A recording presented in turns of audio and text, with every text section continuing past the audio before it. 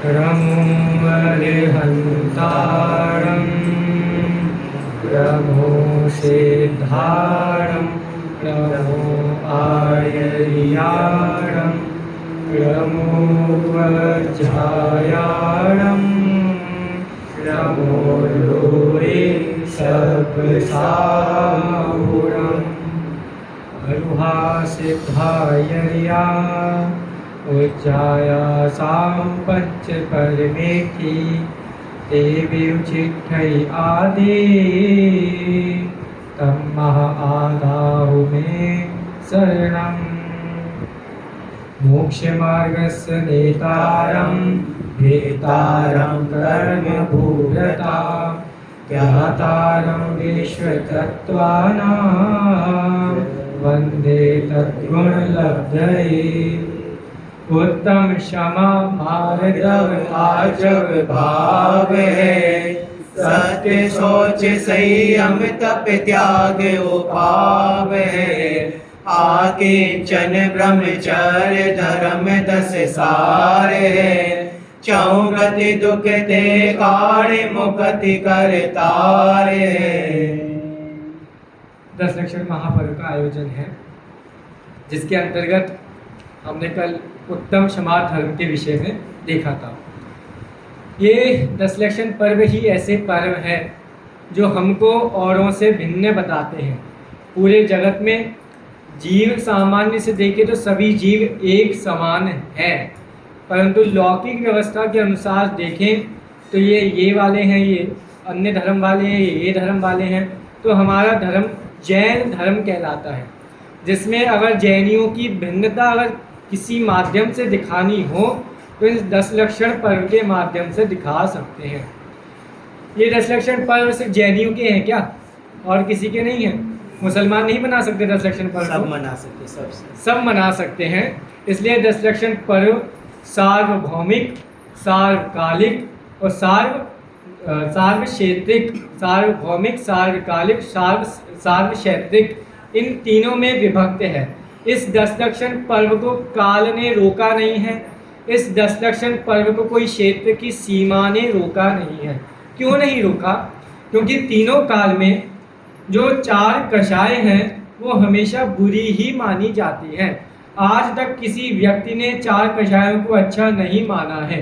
4 कषाय करने में आनंद भले ही आता है, लेकिन बाद में जीव को पछतावा अवश्य होता है कि मैंने कषाय क्यों की, मेरे को कषाय नहीं करनी चाहिए। इस प्रकार ये सार्वभौमिक है। हर भूमि में, चाहे आप अमेरिका चले जाओ, चाहे लंदन चले जाओ और विदेश क्षेत्र चले जाओ, कहीं पर भी चले जाओ, लेकिन आपको 4 कषाय बुरी ही मिलेंगी। और हर काल में, चाहे भोग भूमि का समय हो, चाहे कर्म भूमि का समय हो, कोई भी काल हो, जीव कषाय करेगा तो दुखी ही होगा, उसको सुख नहीं होगा। सुख होगा लेकिन कब होगा? देखो, करते समय सुख लगता है, लेकिन उसमें सुख होता नहीं है, वो सुखाभास होता है। इस प्रकार जानना। सभी के पास पुस्तकें हैं 10 लक्षण वाली? ये निकाली कि यहाँ पे ऊपर सबको याद है। चलिए, याद है तो बहुत बढ़िया है। इसका पहला वाला छंद हमने कल देखा था, उसको वैसे पुनः पढ़ते हैं। जो क्रोध मद माया अपावन लोभ रूप विभाव है, उनके अभाव स्वभावमय उत्तम समाधि स्वभाव है। उत्तम समाधि स्वभाव ही इस आत्मा के धर्म है सत्य शाश्वत ज्ञानमय निज धर्म शेष अधर्म है। कल मेरे को प्रश्न पूछा गया था कि हमने जो जैन धर्म, जैन दर्शन में अंतर बताया, उसमें क्या अंतर है, वो जानने की जिज्ञासा है बहुत लोगों को है। अच्छी बात है, जिज्ञासा होनी चाहिए, क्योंकि अगर जिज्ञासा नहीं होंगी तो जो धर्म के विषय हैं, दर्शनों के विषय हैं, वो समझ में नहीं आएंगे। इसमें पंक्ति है, उत्तम समाधि स्वभाव ही इस आत्मा के धर्म है। ये उत्तम समाधि जो धर्म के 10 लक्षण कहे गए हैं, जीव के स्वभाव है, विभाव भाव नहीं है। स्वभाव है अर्थात हमारी संपदा है, हमारा अमूल्य रत्न है वो, और आत्मा के धर्म है। अब यहाँ तो आत्मा के धर्म लिखा है। अब अगर यहाँ पे ऐसा पढ़ें, उत्तम समाधि स्वभाव ही इस आत्मा के दर्शनम। दर्शन पढ़ सकते हैं। ये उत्तम समाधि जो 10 लक्षण है जो आत्मा के धर्म कहे गए हैं, उनको हम दर्शन बोल सकते हैं क्या? लेकिन उससे पहले आपको धर्म दर्शन में अंतर पता लगेगा, तभी तो बता पाएंगे। देखिए धर्म दर्शन में क्या अंतर होता है। धर्म कहेगा सत्य बोलो, धर्म कहेगा अहिंसा करो, धर्म कहेगा ऐसा करो ऐसा नहीं करो। लेकिन दर्शन कहेगा कि हम सत्य कब बोले कब नहीं बोले। दर्शन उसमें कैटेगरीज बनाएगा। उस जो बात धर्म ने कही है उसको तर्क प्रमाण न्याय के अनुसार सिद्ध करेगा कि सत्य बोलना चाहिए कि नहीं बोलना चाहिए। बोलना चाहिए तो कब बोलना चाहिए, कब बोले तो कैसा बोले, अगर नहीं बोलेंगे तो क्या हानि होगी, ये सब डिसाइड करेगा दर्शन। इसलिए आप लोगों ने सुना होगा हमारे भारत में लौकिक धर्म कितने हैं टोटल, समथिंग जो मूल धर्म माने जाते हैं। सुना होगा आप लोगों ने हिंदू मुस्लिम सिख ईसाई, ऐसे नॉर्मली सुना होगा ना आप लोगों ने बहुत बार। लेकिन अब मैं पूछूं भारत में कितने दर्शन पाए जाते हैं, तो कैसे पता लगेगा? भारत में 9 दर्शन पाए जाते हैं। 9 कितने? 9 पहली बार सुना है आप लोगों ने? 9 दर्शन पाए जाते हैं। देखिए उसमें से डिवाइडेशन धीरे धीरे बताऊंगा। जिन्होंने जिज्ञासा की थी बहुत अच्छी बात है, 10 दिनों के माध्यम से बताऊंगा आपको कि दर्शन क्या क्या होते हैं। इसमें आपको आनंद भी आएगा, क्योंकि हम ये विषय कहीं हमने सामने वालों से लिया है ऐसा नहीं है। ये विषय हमारे आचार्यों ने ही लिया है। जैसे आपने अकलंक आचार्य का नाम सुना है। अकलंक आचार्य ने वाद विवाद किया था बौद्धों के साथ। तो बौद्ध एक दर्शन है, बौद्ध धर्म भी है, बौद्ध दर्शन भी है। ऐसे ही आप समय सार जब पढ़ोगे तो आचार्य कुंदकुंज स्वामी ने उसमें एक दर्शन का खंडन किया जिसका नाम है सांख्य दर्शन। ठीक है, एक दर्शन होता है चार्वाक दर्शन। अब ये दर्शन क्या होता है? मान्यताएं होती हैं, बहुत सारी मान्यताएं। अब देखो हमारे आधार कार्ड में लिखा है हम जैन हैं, लेकिन हमारी मान्यताओं में अनादि काल से इन दर्शनों की मान्यताएं भरी पड़ी हैं। तो हम अपने आप को जैन कह सकते हैं क्या? नहीं कह सकते। जैन दर्शन की मान्यताएं अलग होती हैं और इन दर्शनों की मान्यताएं अलग होती हैं। धीरे धीरे देखेंगे। ठीक है, तो इस प्रकार धर्म दर्शन में अंतर होता है, सामान्य रूप से आपको बताया। आज कौन सा दिन है? उत्तम माधव धर्म। आज उत्तम माधव धर्म प्रारंभ हुआ है, रात को 12 बजे समाप्त हो जाएगा। बोलिए उत्तम माधव धर्म की जय हो। ऐसा नहीं है, सही बात है, दिन तो शुरू हुआ है, दिन समाप्त तो होगा, लेकिन उत्तम माधव धर्म आत्मा का स्वभाव है, वो कभी समाप्त नहीं होने वाला है। उत्तम देखिए, उत्तम क्षमा में हमने क्या देखा था कि क्रोध कषाय का अभाव उसका नाम क्षमा है। ठीक है, क्रोध नहीं करना चाहिए। अब लोग बोलते हैं धर्म क्या है, सुना होगा आप लोगों ने बहुत बार, नेगेटिव या पॉजिटिव, है ना। धर्म किसका नाम है? जैसे हम बोलेंगे बच्चों से 5 पाप करने चाहिए कि नहीं करने चाहिए? नहीं करने चाहिए। 4 कषाय करे कि नहीं करे? नहीं करे। तो 4 कषाय नहीं करना, 5 पाप नहीं करना, सप्तव्यसन नहीं करना, इसका नाम धर्म है। तो ये तो नहीं करना नहीं करना नहीं करना हुआ ना। धर्म नहीं करने का नाम है, करने का नाम है। तो इसलिए जैन धर्म की 2 विशेषताएं हैं। जैन धर्म की नेगेटिविटी में भी पॉजिटिविटी छुपी हुई होती है, बस निकालना आना चाहिए। इसी का नाम है अनेकांत स्याद्वाद। ठीक है, वो सारे विषय कनेक्ट हो जाते हैं एक दूसरे से। तो इसमें जो उत्तम क्षमा हमने बोली, क्रोध कषाय के अभाव का नाम क्षमा है। तो ये तो नेगेटिविटी हुई। अब पॉजिटिव वे में देखो तो क्षमा का अभाव, इसका नाम क्रोध है। उल्टा हुआ ना, नेगेटिव। देखो देखने का तरीका चाहिए। अब हमारी प्रश्न शिष्यों ने किया कि भाई आचार्यों ने तो यही लिखा है क्रोध कषाय का अभाव क्षमा है, मान कषाय का अभाव माधव है, तो उन्होंने भी तो नेगेटिविटी को ही अपनाया ना। तो हमारे आचार्यों की बहुत सुंदर पद्धति है कि वो ज्ञात से अज्ञात की ओर जाते हैं, परिचित से अपरिचित की ओर जाते हैं। जीव कषाय भाव करता है, क्रोध भाव करेगा, तो उसके माध्यम से ही उसको बताया जाएगा कि क्रोध नहीं करना, इसका नाम क्षमा है। अब डायरेक्ट उसको क्षमा बता दो, समझेगा ही नहीं क्या होती है क्षमा। पहले क्रोध बताएंगे, क्रोध की हानियाँ बताएंगे, फिर क्षमा तक पहुँचाएंगे। ऐसे आप देखना कभी कभी आपको आश्चर्य होगा, जैसे हमारे वर्तमान युग के शास्त्र होते हैं ना, आदि पुराण, महापुराण, उत्तर पुराण, नाम सुने आप लोगों ने, हरिवंश पुराण, पद्म पुराण, इनमें उदाहरण भी गजब गजब के दिए हैं, अलग अलग उदाहरण। जैसे आदि पुराण में आचार्य जिनसेन स्वामी ने बालक आदिनाथ की माता का नाम क्या है? मरुदेवी। अभी अर्घ्य भी चढ़ाया था ना, मरुदेवी के नंदन, तो मरुदेवी का वर्णन किया आचार्य जिनसेन स्वामी ने। तो ऐसा नख शिख समझते हैं, नख से लेकर केशों तक पूरे अंगों का वर्णन उन्होंने किया बहुत विस्तार से।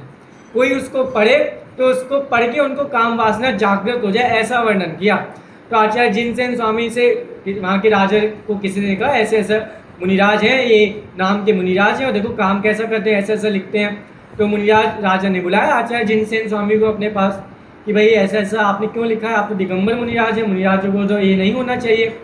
उन्होंने कहा ठीक है, मैंने ऐसा लिखा है, क्यों लिखा है इसका कारण बाद में बताता हूँ आपको, लेकिन उन्होंने कहा एक बार पढ़ो, आपने जो लिखा उसको पढ़ो।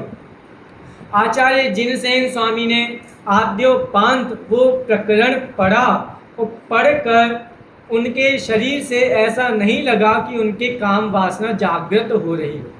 ऐसे अलौकिक हमारे दिगंबर मुनिराज होते हैं, इसलिए मुनिराजों को कहा जाता है।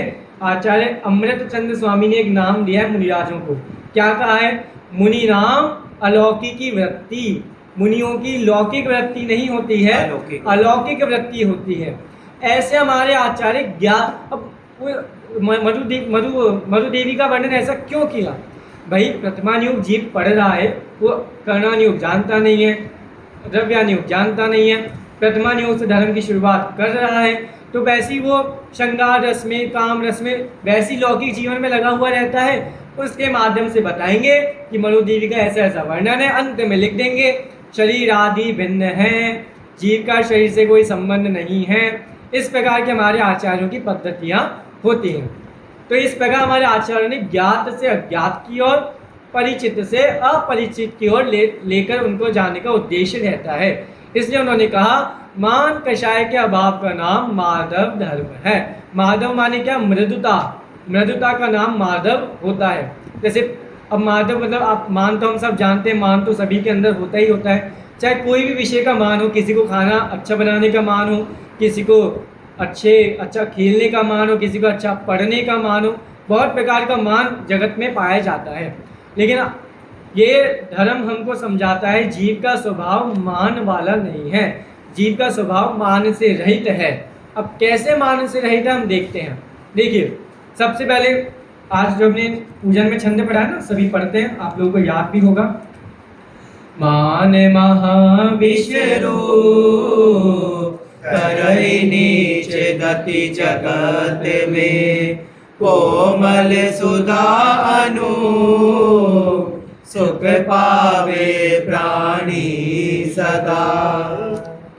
मान एक मीठा जहर है, जिसको एक बार लग जाता है उसको आनंद बहुत आता है, लेकिन अंत में नरक निगोदों के दुख उस जीव को सहने पड़ते हैं। इसलिए महाविष्णु कहा वो करहि नीच गति जगत में। कोमल सुधा अनु, कोमल हमारा स्वभाव मान से रहित है, कोमल है, मृदुता वाला हमारा स्वभाव है, अमृत देने वाला है, अनूप है, उपमा रहित है, तो सुख पावे प्राणी सदा। अब देखो आप लोग कभी सब्जी खरीदने गए होंगे, है ना? जैसे बहुत लोग होशियार होते हैं, 1.5 अकल लगाते हैं, सुबह सुबह जाएंगे सब्जी लेने तो सब्जियां सस्ती भी मिलेंगी, अच्छी भी मिलेंगी। सुबह सुबह का समय होता है, मंडी में जाएंगे। अब कुछ लोग 1 अकल और वाले होते हैं, वो क्या करेंगे, शाम के समय जाते हैं। सुबह देखो बाई चांस सुबह सब्जी महंगी भी मिल सकती है, अलग चांस है, शाम के समय आपको सब्जी सस्ती ही मिलेगी। वो कहेगा आज तो मैं सब्जी बहुत सस्ती ले आया शाम को, लेकिन वो मूर्ख बन गया है। कैसे मूर्ख बना है? शाम को जो सब्जियां उस मंडी वाले ने बेची हैं दिन भर से, जो बची अंत में, अब सब लोग सुबह सुबह दोपहर को आएंगे, अच्छे अच्छे सब्जियां छाटेंगे और जो बची रहेंगी एकदम बेकार सी, अब वो उसको सस्ती में बेचेगा और इसको लगता है मैंने तो अच्छी सब्जी खरीद ली एकदम कम पैसों में, लेकिन वो मूर्ख बन गया है। वही बात इसमें बताइए। देखो सब्जी मैंने क्यों बोला, सब्जी खरीदी क्यों, इसके पीछे भी एक मनोवैज्ञान है, देखना। उत्तम माधव गुण मन माना, मान तरन को कौन ठिकाना। बस्यो निबोध माही ते आया, डमरी रोकन भाग बिकाया। जैसे कभी हम सब्जी खरीदने जाएं, एग्जाम्पल ले लो, अभी तो जैसे पोल्यूशन चल रहा है तो हरी सब्जी का नाम नहीं लेना चाहिए, फिर भी अपन ले लेते हैं। एक टमाटर हम लेने गए, भाई हमको टमाटर चाहिए, उसने टमाटर दे दिए, साथ में क्या चाहिए? धनिया, मिर्ची फ्री में चाहिए ना, वो फ्री में मिलता है। ऐसे ही मान जीव करता है, ऐसी फ्री में वो जगत में उसकी सामर्थ्य, उसका स्वभाव, उसकी इमेज जीव की जगत में ऐसी फ्री में बनी हुई है। दमरी रूकन भाग बिकाया, हम तो बहुत बड़े हैं, हमसे बड़ा कोई नहीं है, हम ही सबसे बड़े हैं। तो ऐसी दशा हो जाती है, उन एकेंद्रीय जीव बनकर उन धनिया में, उन मिर्ची में उत्पन्न होता है और फ्री में वो बिकता है। ऐसा सांग रूपक यहाँ ध्यानाध्याय कवि ने यहाँ पे लगाया है। देखो आपने देखना, फिर से पढ़ो। उत्तम माधव गुण मन माना, मान करन को कौन ठिकाना। बस्यो निबोध माही ते आया, डमरी रोकन भाग बिकाया। ऐसी दशा हमारी ना हो, इस बात का हमें पूरा प्रयास करना चाहिए। देखिए मान क्रोध, जब जीव, देखिए 4 प्रकार की कषाय है ना, क्रोध, मान, माया, लोभ। इनमें से राग रूप कषाय कितनी है, द्वेष रूप कषाय कितनी है? क्रोध और मान कौन से में आएगा, राग या द्वेष? द्वेष। क्रोध मान द्वेष में और माया और लोभ राग में।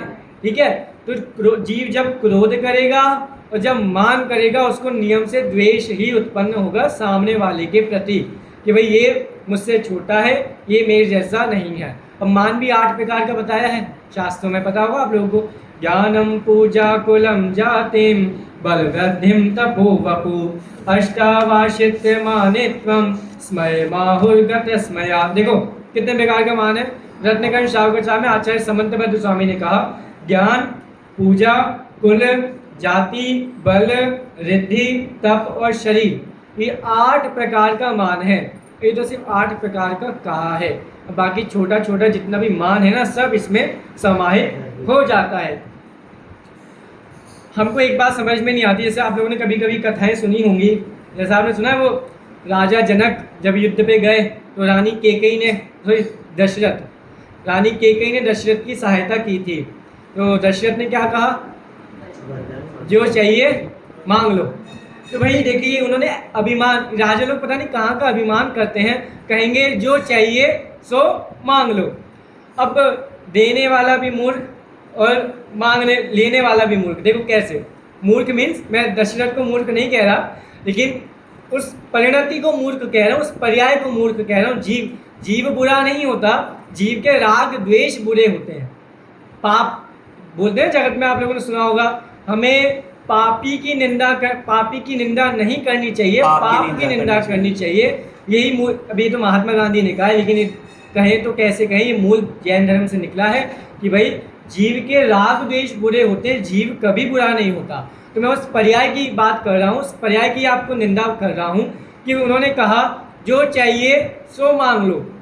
ठीक है, चलो ठीक है, उन्होंने कहा। अब सामने वाले ने अगर उसका राज्य मांग लिया तो क्या करेगा राजा?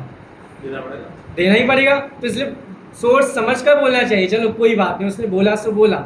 अब लेने वाला, अभी ज़रूरत नहीं है, जब समय आएगा तब ले लेंगे। उसको कैसे पता कि ये अभी राजा है, कल भिखारी हो गया तो फिर राज्य मांगो, कैसे देगा? इसलिए जो कार्य जिस समय होना चाहिए उस समय ही कर ले तो ज़्यादा अच्छा रहता है। ऐसी बहुत सारी, अब देखो घटनाएं तो बहुत सारी हैं, जैसे आपको देखो जीव जो है बड़े भोले होते हैं। देखिए, इसलिए संस्कृत साहित्य में बहुत अच्छी पंक्ति आई है, विनाश काले विपरीत बुद्धि। विनाश काल में महापुरुषों तक की बुद्धियां विपरीत हो जाती हैं। जैसे एग्जाम्पल आप लोगों ने रक्षाबंधन की कथा भी सुनी होगी। वो बलि था ना, बलि मंत्री, उसको भी अभिमान हो गया था, मैं राजा बन गया तो मैं कुछ भी कर सकता हूँ, सब कुछ कर सकता हूँ। तो भाई उसका अभिमान बाद में पता लग गया कैसा अभिमान हुआ। अब देखिए, इसके माध्यम से एक बात और आपको बताना चाहता हूँ, हमें प्रथमानुयोग पढ़ना नहीं आता है। जैसे हम आदरणीय छोटे दादा हमको सिखाते हैं प्रतिमान योग कैसे पढ़ना चाहिए। अब देखो बहुत एक भरत का अंतर्द्वंद आपने सुना है, भरत का अंतर्द्वंद, उसमें भी बहुत अच्छी पढ़ा भी होगा लोगों ने, मैं पंक्तियाँ निकालना भूल गया, यहाँ पे है क्या? आप कुछ भी कहो। चलो कोई बात नहीं, शाम को बता दूंगा, ठीक है। अब भरत चक्रवर्ती राजा बन गए हैं, चक्रवर्ती सम्राट बन गए हैं, सब जगह विजय पताका फहराने के लिए निकल गए हैं। 60,000 वर्ष तक वो यात्रा करके लौटने वाले हैं।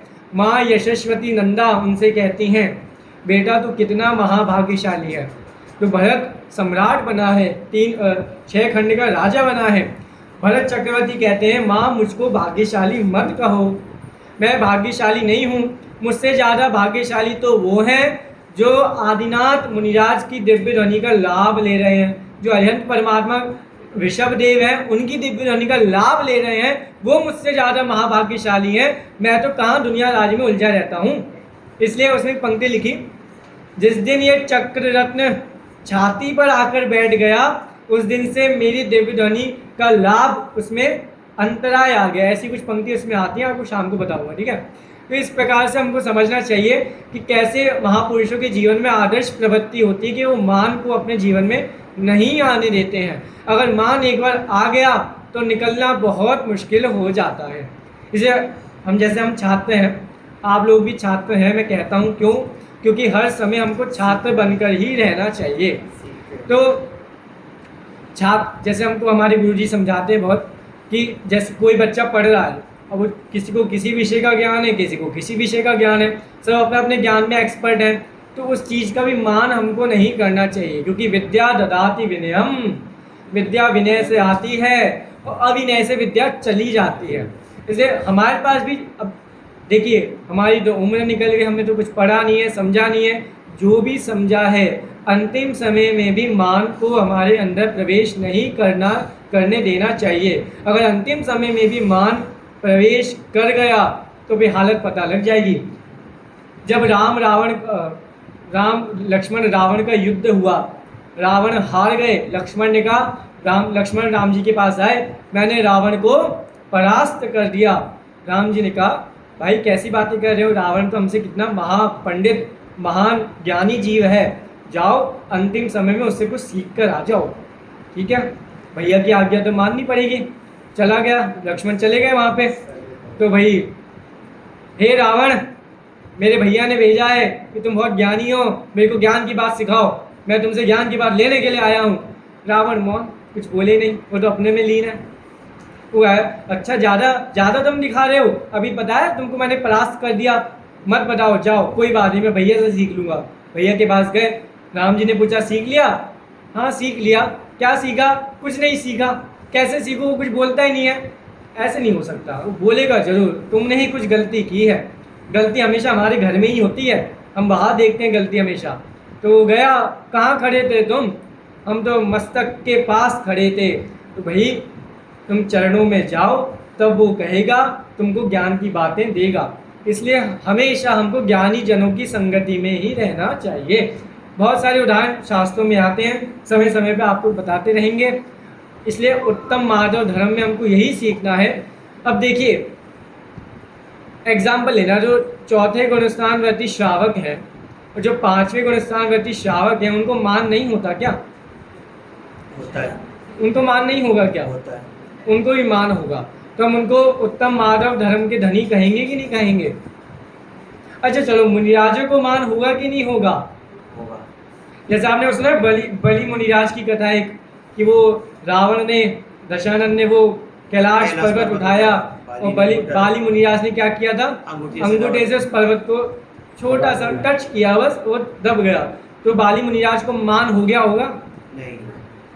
और जिन मंदिर की रक्षा की भाई मैं नहीं होता तो क्या होता है, सारे जिन मंदिर ध्वस्त हो जाते। मुनिराज को बिल्कुल भी मान नहीं होता है। कल पंक्तियाँ पढ़ी थी ना, अरि मित्र महल मसान कंचन कांच निंदन धुतिकरण अर्घावतारण असी प्रहारण में सदा समता धरण। हमेशा उसमें समता को धारण करते हैं, ऐसे हमारे मुनिराज होते हैं। मान के ही अनेकों रूप हैं, एक दीनता भी मान का रूप है।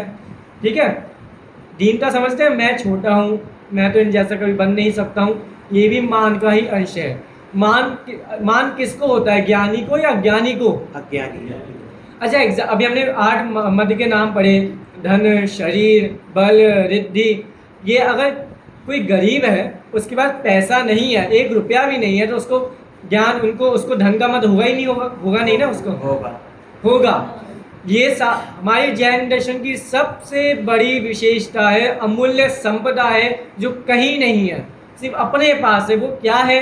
ये जैन धर्म व्यक्ति प्रधान दर्शन धर्म नहीं है, ये भाव प्रधान धर्म है। जो गरीब है उसके पास कुछ नहीं है, लेकिन मेरे पास पैसा हो, ऐसी जो तीव्र लालसा है, भावना है, ये उसको धन का मद है। किसी के पास ज्ञान नहीं है, मैं ज्ञान करूं, तो उसको ज्ञान का मद है।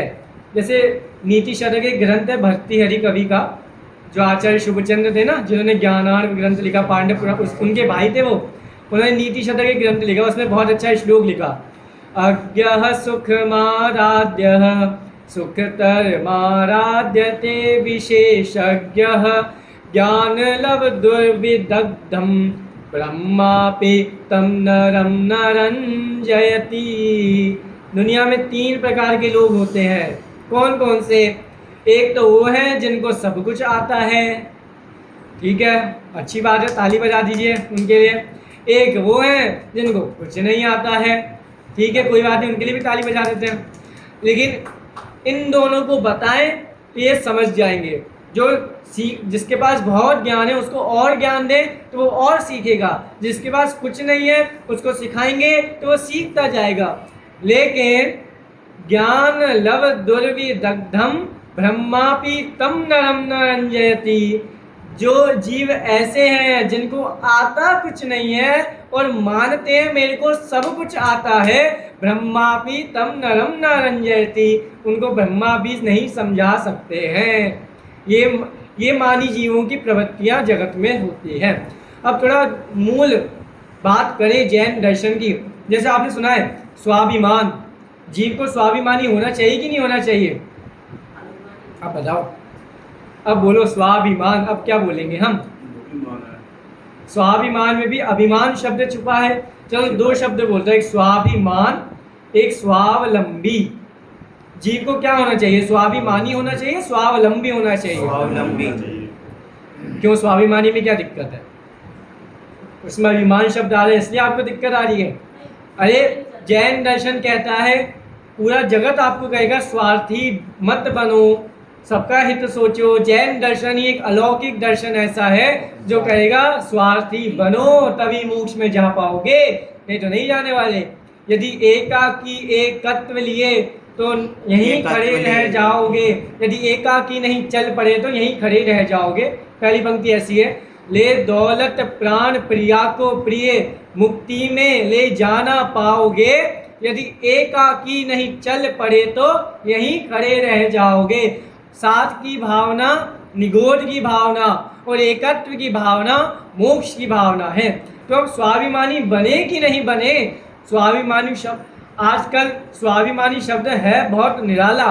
स्व का अभिमानी होना, एक शब्द है अहंकार, एक शब्द है अहंकार। अहंकार अहंकार, जीव को अहंकारी नहीं होना चाहिए, अहंकारी होना चाहिए। मेरा स्वभाव मेरे में है, इसका नाम है अहंकार।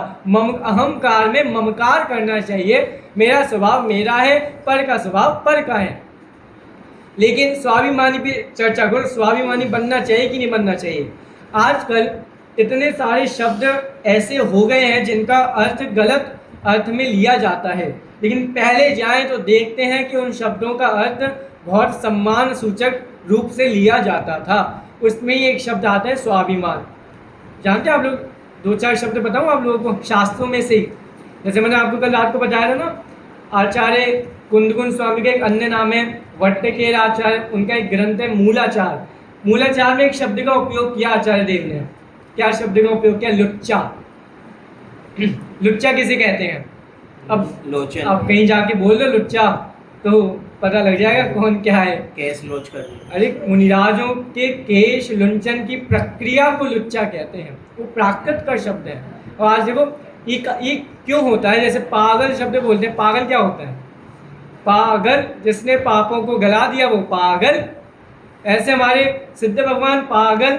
अरे ये तो छोड़ो, आप द्रव्य संग्रह में आचार्य ब्रह्मदेव नेमिचंद आचार्य के पास चलो तो उन्हें पता है क्या लिखा है? अणिकम्मा अट्ठगुणा किंचूणा चरम देह दो सिद्धा लोयज्ञ थिरा निच्चा उपादव एहि संयुक्ता। हमारे सिद्ध भगवान कैसे निकम्मे हैं, निकम्मा शब्द का प्रयोग किया है। वो निष्काम है, उन्होंने जो उनको करना था उन्होंने कर लिया, और जिसका अभाव करना था वो भी कर दिया, इसलिए निष्काम है, सहज है। ऐसे हमारे सिद्ध भगवान हैं। ऐसे नालायक, नालायक क्या होता है? जो संसार में नहीं रहे उसका नाम है, जो संसार में रहने के लायक नहीं है उसका नाम है नालायक। और माताएं अपने बच्चों को बोले नालायक निकल जाए यहाँ से। अरे सही कह रहे हैं वो, तुम संसार जीव का स्वभाव भगवान का, हम भगवान है, हमारा स्वभाव संसार में रहने के लायक है क्या? हमारा स्वभाव तो मोक्ष में रहने लायक है, वो हमारा घर है, इसलिए हम हैं नालायक।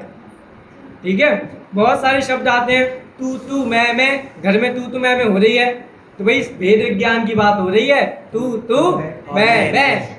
जैसे आप लोगों ने कभी सोचा है, मेरी तो शादी अभी नहीं हुई है, आप लोगों की तो हो गई है ना, घर में पति पत्नी की लड़ाई क्यों होती है? कभी सोचो, विचार करो। अब ये वाला विषय मेरे लिए अपरिचित है, आपके लिए परिचित है। क्यों होती है लड़ाई?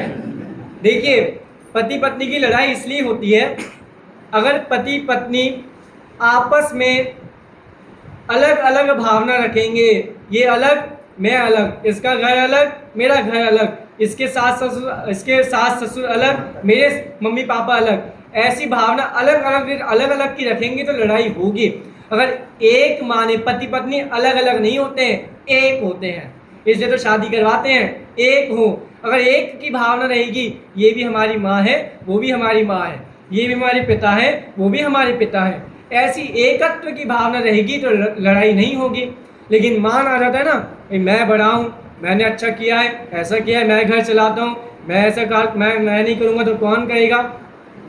जैसे मान सबसे बड़ा समय सार में जो मैंने कल 4 बुद्धि बताई ना, एकत्व, ममत्व, कर्तृत्व और भोक्तृत्व, इसमें सबसे खतरनाक बुद्धि है एकत्व और ममत्व बुद्धि।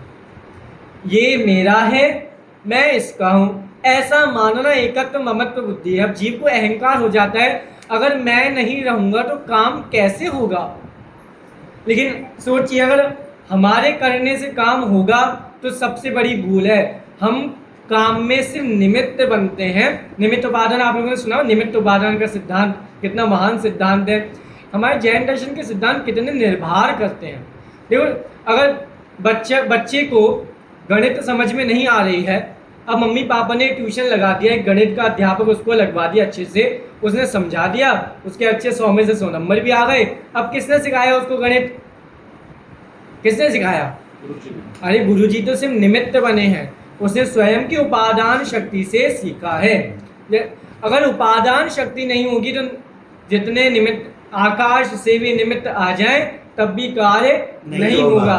सुना होगा आप लोगों ने, समझाने से समझ नहीं आता, जब समझे तब स्वयं समझ जाता, दिव्य ध्वनि भी किसे जगाती है, स्वयं जागरण हो तब भाती है, तीर्थंकर समझाया मारीची बोराया, माने क्यों किसकी कोई, क्योंकि आत्मा अनंत गुणों का धनी, फिर भी देखो पर्यायों में रुली। ये हमारे स्वभाव की बात है। अब देखो, मारीच का फैमिली बैकग्राउंड कितना बढ़िया था, चाहता तो उसी भाव से मोक्ष जा सकता था, लेकिन देखो इतना बढ़िया फैमिली बैकग्राउंड मिलने के बावजूद भी उसका काम उस समय नहीं बना। अरे तीर्थंकर ने, जब वो तीर्थंकर से नहीं समझा, उसका उपादान, उसकी काल लब्धि उस समय नहीं थी, नहीं समझा, और जब काल लब्धि कब आई उसकी, जब वो जंगल में था, शेर बना हुआ था, हिरण का मांस खा रहा था, आधा मांस मुंह में आधा मांस उसके पंजों में लहू बह रहा था, तब मुनिराज आए, समझ गया। मैं दादा ने बहुत अच्छा लिखा है उस सर्वोदय तीर्थ वाली पुस्तक में। आप लोग सोचो वो मुनिराज ने क्या समझाया होगा उस शेर को समझ में आ गई होगी हिंदी भाषा संस्कृत भाषा जो भी चलती होगी उस समय।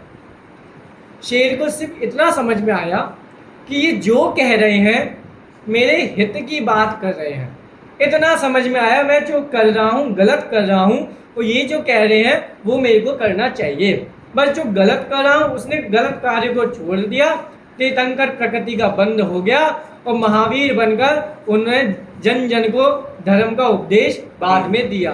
तो ऐसे हमारे बहुत सारे जीव की भूल क्या है, एकत्व ममत्व भूल है कि मैं करूँगा तो कार्य होगा, ऐसा नहीं है। 2 एग्जाम्पल देता हूँ। सबके घर में पौधे हैं, पौधे हैं सबके घर में। आप अपने घर में अपने पौधों को पानी दोगे तो आपके पौधे बड़े हो जाएंगे। आपसे पूछा आपके पौधे मनी प्लांट आप छोटा सा लाए थे, इतना बड़ा कैसे हो गया? भाई हमने इसको पानी दिया, इसकी दिन रात सेवा की, हर समय पानी दिया, इसलिए बड़ा हो गया। तो आप कहेंगे मैं पानी नहीं देता तो मनी प्लांट बड़ा कैसे होता? तो भैया जंगल में इतने बड़े पेड़ पौधे हैं, उनको पानी देने कौन जाता है? फिर भी सारा काम सहजता से चलता है ना। चलो ये तो आपका परिचित है। अब परिचित उदाहरण भी सुन लीजिए। हमारे घर में तो किसी के घर में टॉमी तो होगा नहीं, बाहर होंगे टॉमी जिनके आप लोगों ने देखा होगा, जो कुत्ते बिल्ली पालते हैं ना, टॉमी शेरू। तो भाई वो अपने घर के पशुओं को तो खिला पिला कर बड़ा अच्छे से कर लेंगे। लेकिन आप बताओ जगत में पालतू पशुओं की संख्या ज़्यादा है या नहीं पालने वाले पशुओं की संख्या ज़्यादा है? नहीं पालने वाले पशुओं की संख्या। शेर को कौन पालता है? अब ये भी है, दुबई में जाओ तो शेर पालने वाले भी मिल जाएंगे, लेकिन ज़्यादा लोग नहीं है शेर पालने। एनाकोंडा को कौन पालता है? फिर भी सारे जंगल में सारा काम व्यवस्थित सब चल रहा है ना। तो हम कहते हैं हम नहीं करेंगे तो नहीं होगा, ऐसा नहीं है। आपसे नहीं होगा अलग बात है, किसी और के निमित्त से वो कार्य हो जाएगा। बच्चा आपसे गणित नहीं समझ पा रहा है तो जो गणित का अध्यापक आएगा उससे समझ जाएगा। अरे हम जो कहते हैं, देखो सामान्य सा गणित है, हमने एक कार्य किया तो हमें लगता है कि वो कार्य हम जैसा चाहते थे मन के अनुसार वैसा हो भी गया, लेकिन अब वो कहेगा मैंने किया है, मैंने जैसा चाहा वैसा हो भी गया। लेकिन ये क्यों नहीं विचारते हैं 100% में 1% हमारे मन के अनुकूल होता है, बाकी 99% हमारे मन के प्रतिकूल होता है। वो 1% को देखकर जीव समझ जाता है मैंने किया तो हुआ, और 99% कार्य को नहीं देखता, मैंने जैसा नहीं चाहा वैसा भी हो गया, इतना सारा काम। इसलिए जीव के अंदर एकत्व ममत्व की बुद्धि अनादिकाल से पड़ी है। इस बात को समझना चाहिए। तो अहंकार भाव मिटेगा, अहंकार भाव स्वभाव में ममकार भाव जगेगा, तो इस जीव को उत्तम माधव धर्म की प्राप्ति अवश्य होगी। प्राप्ति क्यों नहीं होगी? स्वभाव है, स्वभाव को जानेगा तो प्राप्ति अवश्य होगी ही होगी। इस प्रकार उत्तम माधव धर्म की हमने चर्चा की। अंतिम एक बार छंदवार पढ़ लीजिए। रूम कन बेकाया भाग बसते देव एक इंद्रिय भया, उत्तम मुआ चांडाल हुआ, गोप कीड़ों में गया। जीत बेजोबन धन गुमान कहा करे, जल बुद्ध बुधा बहु गुण बड़े जन की, ज्ञान का पावे उदा। लक्ष्मी की बहुत विस्तार से देखो। आपको अगर अपने धन के ऊपर कभी मान हमको आए तो कार्तिकेयानुप्रेक्षा आप ग्रंथ को पढ़िए, आत्मानुशासन ग्रंथ को पढ़िए, तो आपको पता लगेगा कि लक्ष्मी कैसी है। उसमें अलग अलग उदाहरण दिए। लक्ष्मी को मगरमच्छ कहा है, लक्ष्मी को नागिन कहा है। ऐसे परिचित उदाहरण आचार्य देव ने हमको दे देकर समझाए हैं कि इनका अभिमान हमको नहीं करना चाहिए, और जितना हम मान से बचें उतना ही हमारे लिए अच्छा होता है, तभी हम अपने स्वभाव को प्राप्त कर पाएंगे। हमने कल एक ग्रंथ का स्वाध्याय प्रारंभ किया है। क्या नाम है ग्रंथ का? योग सार। आचार्य कुंदकुन देव के समय सार का आपको अगर प्रतिबिंब देखना हो तो आप योग सार में देख सकते हैं। कितने योग सार पीछे आ गए क्या आप लोगों के पास? हाँ, एक प्रति कम है क्या योग सार? चलिए कोई बात नहीं, कल हम आपको प्रिंट करके दे देंगे तो आप सब उससे भी पढ़ सकते हैं। योग सार हमारे आचार्य योगिंदु देव स्वामी का एक प्रसिद्ध ग्रंथ है। क्योंकि मैंने आपको योगिंदु देव के 2 ग्रंथ बताए थे, एक योग सार, एक परमात्म प्रकाश। उनके 2 ग्रंथ और मिलते हैं, जिसमें से एक का नाम है अमृताशिति। अमृताशिति भी आचार्य योगींद्र देव की रचना मानी जाती है। योग सार में आचार्य देव ने कल मंगलाचरण में पहले सिद्धों को नमस्कार किया, बाद में अरिहंतों को नमस्कार किया, उसके पश्चात मैं योग सार ग्रंथ कहूँगा, ऐसी प्रतिज्ञा की। हमारे आचार्य की महानता है, जैसा आप लोगों ने सुना होगा, अंत में आचार्य देव ग्रंथ लिखेंगे और कहेंगे इसमें मैंने कुछ नहीं किया, है ना, ये सब हैं पुद्गल के खेल, इनमें नाही हमारो मेल। पुद्गल के अनुसार शब्दों की वर्गणाएं मिलकर ये पद बन गए, पद से वाक्य बन गए, इसमें मेरा कुछ भी काम नहीं है। वो अमृतचंद स्वामी आचार्य देव ने भी पुरुषार्थ सिद्धि उपाय के अंत में लिखा है, क्या लिखा है कि ऐसी वर्णे कृतानि चित्रे पदानि तू पदे कृतानि वाक्यानि, इस सब वर्ण चित्र पद वाक्य सब बन गए अपने आप सहजता से, अपने स्वभाव से, इसमें आचार्य अमृतचंद ने कुछ भी नहीं किया। ये महानता है, ये मान उन आचार्यों को नहीं होता है, इससे पता लगता है। इतना बड़ा महान कार्य करने के बावजूद भी टोडरमल जी जैसे विद्वानों ने लिखा ये सब हैं पुद्गल के खेल, इनमें नाही हमारो मेल। ऐसे आचार्य योगींद्र देव ने ग्रंथ लिखा है। अब हमने कल एक आपसे प्रश्न पूछा था सामान्य सा कि अधिकतर अध्यात्म शास्त्रों में सिद्धों को नमस्कार क्यों किया जाता है। आगम ग्रंथ में आप देखोगे अधिकतर तो अरिहंतों को नमस्कार किया है, अध्यात्म के अधिकतर ग्रंथों में सिद्ध परमात्माओं को नमस्कार किया है। क्यों किया है? देखिए, जैन धर्म, जैन दर्शन, मैंने बोला ना जैन दर्शन का एक अलौकिक विषय है, उसमें बहुत सारे टॉपिक्स आते हैं। एक ऐसा टॉपिक आता है जिसका नाम है सर्वज्ञ सिद्धि। सुना आप लोगों ने कभी सुना सर्वज्ञ सिद्धि? सर्वज्ञ सिद्धि समझते? सर्वज्ञ मतलब हमारे सर्वज्ञ भगवान, उनको प्रूफ करना चाहिए कि वो है जगत में, उनका एविडेंस, उनकी सत्ता इस जगत में है कि नहीं है, सिद्ध करना चाहिए। इसलिए हमारे अधिकतर अध्यात्म शास्त्रों में आचार्यों ने सिद्ध परमात्माओं को नमस्कार किया है। हम जा रहे हैं रास्ते से, चलता फिरता आज भी कोई पूछ ले तुम्हारे भगवान है कि नहीं है, तो क्या बोलेंगे हम? बोलिए है, बहुत बढ़िया, यही तो बोलेंगे है। अच्छा कहाँ है? दिखते तो नहीं है। तो हम बोलेंगे तुम्हारी भी कहाँ दिखते हैं, तो बोलेंगे तुम्हारी भी कहाँ दिखते हैं। अब क्या बोलोगे? आप बोल के बताओ। दोनों के तर्क समान हो गए ना। वो कहेंगे, हम कहेंगे तुम्हारी भी नहीं दिखते, वो कहेंगे हमारी भी नहीं दिखते। अब क्या करेंगे हम?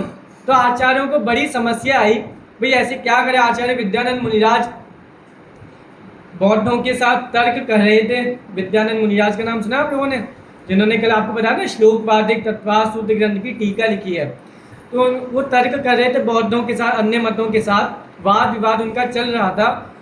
वो एक जगह अटक गए, उनको वाद विवाद समझ, उनको जो वाद सामने वाले ने प्रश्न पूछा ना उसका उत्तर समझ में नहीं आ रहा, अब क्या करें। तो बहुत परेशान हुए। अब मुनिराजों के साथ शेष गुण में आपने पढ़ा कि वो एक करवट पे लेकर शयन एकासन शयन करते हैं। तो उनको स्वप्न में आया, एक लक्ष्मी देवी उनके स्वप्न में प्रकट हुई। उन्होंने कहा आप जो वाद विवाद अन्य मतों के साथ कर रहे हैं, आपको जिसका उत्तर नहीं मिल रहा है उसका उत्तर महाविदेशेत से सीमंदर परमात्मा की दिव्य ध्वनि से मिला है। वो कारिका हम आपको सुना रहे हैं, उस कारिका को सुनते ही इसका भावार्थ समझते ही आपको पता लग जाएगा कि यहाँ पर क्या इसका खंडन होना चाहिए। तो हमारे आचार्य को स्वप्न भी आता है, तो ऐसा स्वप्न आता है कि उनको स्वप्न में भी भगवान की वाणी का लाभ मिलता है। ये सब कहानी मन से नहीं बोल रहा हूँ, आचार्य अकलंक देव स्वामी ने आगे जितने भी आचार्य हुए उन्होंने इस कहानी का अपने ग्रंथ में उल्लेख किया है। तो अच्छी कहानी, उसमें उन्होंने सर्वज्ञ सिद्धि का प्रकरण किया। अब क्या करें, हम कैसे बोले कि हमारे भगवान होते हैं कि नहीं होते हैं। इसलिए हमारे आचार्य ने सर्वज्ञ सिद्धि लिखी है। बीच में एक आध दिन आपको मैं बताऊंगा सर्वज्ञ सिद्धि करके कि हमारे भगवान की सत्ता जगत में है, ये हम प्रूफ करेंगे। हमारे जयपुर में जहाँ जैन दर्शन के विद्यालय है ना, जहाँ पे विश्वविद्यालय महाविद्यालय में जैन दर्शन का कोर्स है, उसमें सर्वज्ञ सिद्धि का एक प्रकरण आता है, हर बार आता है कि आप सर्वज्ञ सिद्धि कीजिए, आप बताइए कि आपके भगवान है कि नहीं है, आपके सर्वज्ञ परमात्मा है कि नहीं है। तो बड़ा आनंद आता है हमको करने में, क्योंकि हम अपने भगवान की सिद्धि कर रहे हैं तो बड़े हर्ष उल्लास के साथ करना चाहिए, क्योंकि हमारे आचार्य ने करके दिखाई है। आपको सीखनी है सर्वज्ञ सिद्धि? जाननी है आप लोगों को सर्वज्ञ सिद्धि क्या होती है? संक्षिप्त में मैं आपको किसी दिन बताऊंगा, यहाँ पर सुबह की या शाम की कक्षा में जैसा भी योग बनेगा सर्वज्ञ सिद्धि करके बताएंगे कि सर्वज्ञ सिद्धि भगवान की हम सत्ता कैसे प्रूव कर सकते हैं। इसलिए अधिकतर हमारे आचार्य ने अध्यात्म में द्रव्यानुयोग का जो विषय है, न्याय की शैली जो है द्रव्यानुयोग वाली है, उसमें आचार्य ने सिद्ध परमात्मा को इसलिए नमस्कार किया है कि सर्वज्ञ की सत्ता पहले सिद्ध होनी चाहिए, उसके बाद हम अपनी बात को कहेंगे। क्योंकि आचार्य कुंदकुंद स्वामी ने समय सार में अनेकों जगह ऐसा लिखा, केवली पंडितम केवली भंडत्तो, केवली भगवान ने कहा है ऐसा जानना, केवली भगवान ने कहा है ऐसा जानना। वो सारा आरोप, सारा अपना मूल आधार केवली भगवान को बनाते हैं। केवली भगवान ने कहा है इस प्रकार ऐसा जानना। एक बार नहीं, दो बार नहीं, तीन बार नहीं, अनेकों बार उन्होंने गाथाओं में लिखा है। ऐसे योग सार में भी आचार्य योगिंद्र देव ने अनेकों बार लिखा है ऐसा केवली भगवान ने कहा है ऐसा जानना। देखिए आपको आगे का पढ़ के कल हमने जो मंगलाचरण किया था आपको कल प्रिंट भी हम दे देंगे, तो उसमें से भी आप देख लीजिएगा। मैं अभी पद्यानुवाद पढ़ता हूँ, अभी 5-7 मिनट है अपने पास। सब कर्म मल का नाश कर, अरे प्राप्त कर निज आत्मा, जो लीन निर्मल ध्यान में, नम कर निकल परमात्मा। निकल परमात्मा को यहाँ पे नमस्कार किया है, उनके विशेषण बताए हैं जो मैंने आप लोगों को बताए थे। मैं पद्यानुवाद इसलिए पढ़ रहा हूँ क्योंकि आप ध्यान से हिंदी भाषा है, सरल भाषा है सुनेंगे तो आपको विषय ख्याल में आएगा। अब अरिहंतों को नमस्कार कर रहे हैं। सब नाश कर घन घाती अरि, अरिहंत पद को पालिया, कर नमन उन जिन देव को, यह काव्य पथ अपना लिया। अब देखो इसके बाद में क्या कह रहे हैं, बहुत प्यारी गाथा है। अब आप लोग के पास है नहीं ना, तो जो पढ़ेगा उसको आनंद अलग ही आता है, इसलिए हमारे सामने शास्त्र होने चाहिए। कल आपको हम प्रिंट देंगे तो आप देख लीजिएगा। देखो मैं पढ़ता हूँ, ध्यान से सुनना। तीसरी गाथा में क्या कह रहे हैं, ये ग्रंथ किनके लिए लिखा गया है वो सुन लो एक बार। है मोक्ष की अभिलाष भयभीत है संसार से, है समर्पित यह देशना, उन भव्य जीवों के लिए। पंडित जयपुर में 300-350 साल पहले टोडरमल जी जैसे विद्वान हुए, सबने नाम सुना है। टोडरमल जी के ही समय में एक विद्वान और हुए हैं जो टोडरमल जी के सबसे अच्छे मित्र थे उस समय के। नाम पता है किसी को? ब्रह्मचारी रायमल जी। ब्रह्मचारी रायमल जी के 2 ग्रंथ हैं, एक है चर्चा संग्रह और एक है ज्ञानानंद निर्भर निजरस श्रावकाचार। उनमें पता है उन्होंने ग्रंथ के प्रारंभ में लिखा है कि ग्रंथ मैं किन के लिए लिख रहा हूँ, कौन इन ग्रंथ को पढ़े।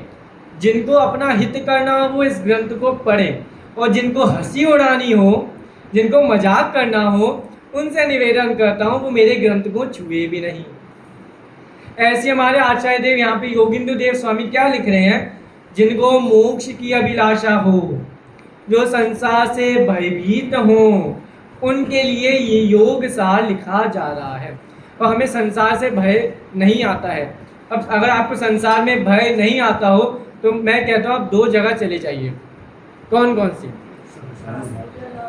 हाँ सुना है आप लोगों ने, एक सरकारी अस्पताल, एक वृद्धाश्रम।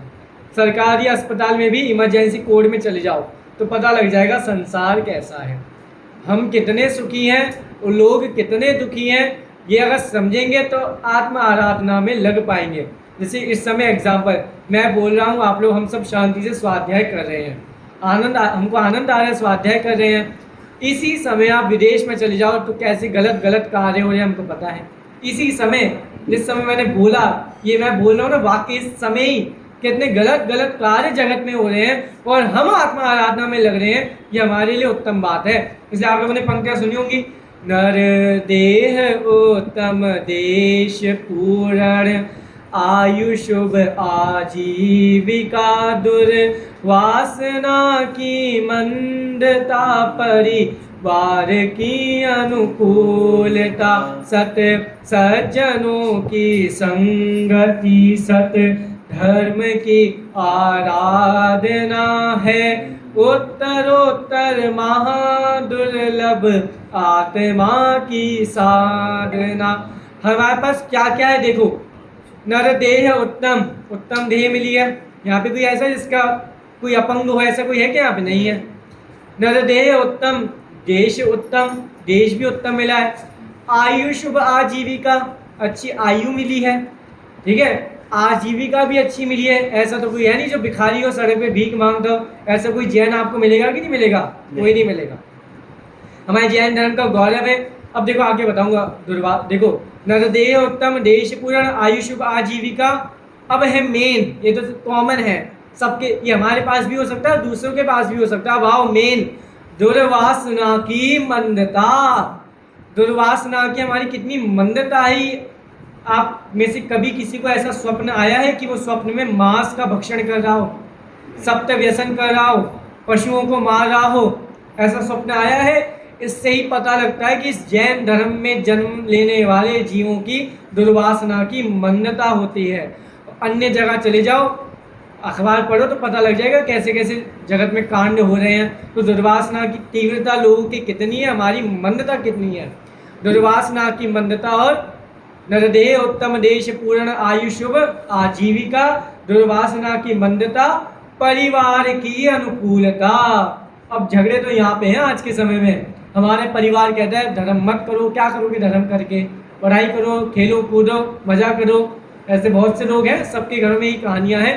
लेकिन हमारा परिवार अनुकूल है, जो स्वयं धर्म करता है उनको करने की अनुमति भी प्रदान करता है।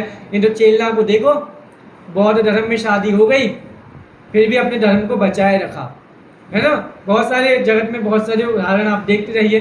अरे आप छोड़ो, आप तो देखो भरत जो चक्रवर्ती होते हैं, उनकी म्लेच्छ खंड की जो रानियां हैं वो म्लेच्छ हैं, आर्य नहीं है, म्लेच्छ हैं। मनुष्य के दो प्रकार है ना, आर्य और म्लेच्छ। म्लेच्छ लोग कैसे होते हैं? फिर भी आते हैं वो उन जो अच्छे चक्र, जैसे भरत चक्रवर्ती अच्छे चक्रवर्ती हैं, धर्मी जीव हैं, उनके साथ रहकर धर्म की बातें सीख जाती हैं। इसलिए परिवार की अनुकूलता। अब और आओ, सत्य सज्जनों की संगति। हम जब सज्जनों की, सत्य सज्जनों की हमको संगति मिलती है। अंतिम एक उदाहरण देकर इस बात को विराम करूंगा। एक बार एक वैज्ञानिक था, बहुत बड़ा वैज्ञानिक था, और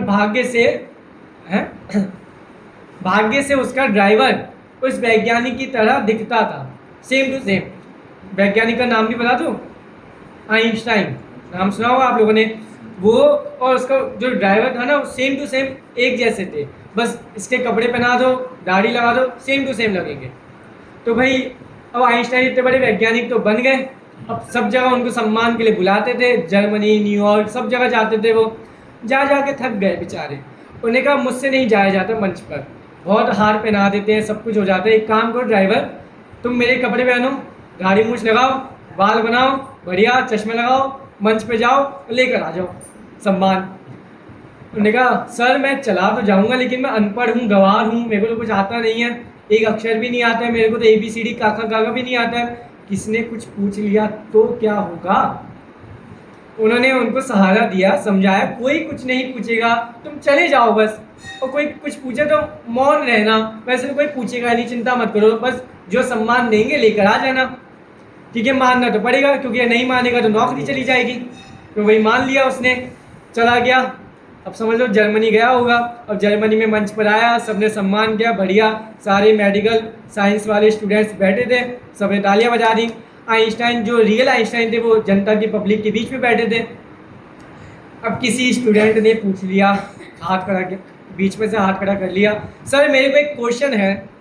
अब क्या करे बेचारा, अब तो फंस गया, अब क्या करे? अब उसको तो कुछ आता नहीं है, काका काका ABCD आती नहीं है, उसने युक्ति सोची अब क्या करना चाहिए। अरे भाई उसने सोचा अगर मैं बोलूँगा तो पता लग जाएगा, मैं भी फंसूंगा, मेरे सर भी फंसेंगे, क्या करें। उसने बोला क्वेश्चन किसने किया था, जरा खड़े हो ना एक बार, अपनी जगह पे खड़े हो जाओ। हो गया बच्चा खड़ा, फिर से बोलो एक बार क्वेश्चन क्या था। अच्छा, उसने कोई केमिकल रिएक्शन वाला क्वेश्चन पूछ लिया। अच्छा, इतना सरल क्वेश्चन पूछा है, इसका उत्तर तो मेरा ड्राइवर भी दे देगा। देखो वहाँ मेरा ड्राइवर बैठा है, वो इसका उत्तर देगा। अब बेचारा काका गागा नहीं जानता था, ABCD नहीं जानता था, क्या करे। लेकिन सज्जनों की संगति में रहकर बुद्धि में अवश्य कुछ ना कुछ इफेक्ट आता ही आता है। इसलिए आज के समय में संगति सुधारना बहुत अनिवार्य है। अपने घर में हम सबको शिक्षा अपने बच्चों को देनी चाहिए, संगति सुधारें, किसकी संगति करें किसकी नहीं करें। एक छोटा सा, ये तो मैंने लौकिक उदाहरण दिया, अब धार्मिक उदाहरण दूँ आपको, धार्मिक महापुरुष का उदाहरण। देखो, एक जैसे हरिवंश पुराण, पद्म पुराण, ये जो संस्कृत में लिखे गए हैं, इनको हिंदी में लिखने वाले एक बहुत बड़े विद्वान हुए, जो उदयपुर के राजा के दरबार में रत्नों में से रत्न माने जाते थे। उनका नाम था पंडित, नाम नहीं बताया, चलो पहले उनकी कहानी बताऊं। उनका जन्म हुआ श्वेतांबर संप्रदाय में।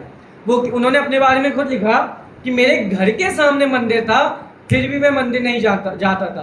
काका गागा ABCD कुछ नहीं आता था उनको, अनपढ़ थे, गवार थे। पिता ने एक दिन गुस्सा किया, घर से निकाल दे, निकलो बाहर, पहले कुछ कमाओ, खुद खाओ, तब पता लगेगा कैसे पैसे कमाते हैं। कुछ पढ़ो लिखो, मानते नहीं थे, बेचारे चले गए आगरा तो राजधानी थी। आगरा में चले गए, वहाँ पे उनको भूदा दास जी का समागम मिला। भूदा दास जी के समागम में उन्होंने ग्रंथ पढ़े। उस समय उनका वर्तमान युग का ग्रंथ का स्वाध्याय चल रहा था, सम्यक कौमुदी। उसके माध्यम से उन्होंने वर्तमान युग को पढ़ा। अब वो काका गागा ABCD कुछ नहीं जानता, बस व्यक्ति ने कहानी पढ़ी, महापुरुषों का वर्णन सुना, उनसे सीखा, और इतना बड़ा इतिहास में वह व्यक्ति आज प्रसिद्ध हुए, जिनका गर्व से हम नाम कहते हैं। बताइए महान जीवो, उन व्यक्ति का नाम नहीं, बनारसी दास जी के बहुत बाद में हुए, ये टोडरमल जी के समय में हुए। इनका नाम था पंडित दौलत राम जी कासरीवाल, जिन्होंने आपके हरिवंश पुराण, पद्म पुराण, महापुराण हिंदी में वचनिकाएं लिखी। वो देखो, ABCD नहीं जानने वाला व्यक्ति भी कितना महान कार्य कर गया। इसलिए चाहिए सत्य सज्जनों की संगति। सत्य सज्जनों की संगति होगी तो अवश्य इस जीव को मोक्ष का मार्ग मिलेगा, और एक बार मिल गया तो रोकने वाला फिर कोई नहीं है। रुचि एक बार जग गई तो वीर्य भी, रुचि अनुसार वीर्य, जगत में कहावत है, रुचि के अनुसार वीर्य भी, पूरा सामर्थ्य हमारी उस कार्य में लग जाती है। इसलिए हम सभी आचार्य योगींद्र देव भी हम सभी को प्रेरणा दे रहे हैं, मोक्ष के अभिलाषी बनो, संसार से भयभीत हो और मोक्ष के मार्ग में आगे बढ़ो। तो योग सार पढ़ना आपको सार्थक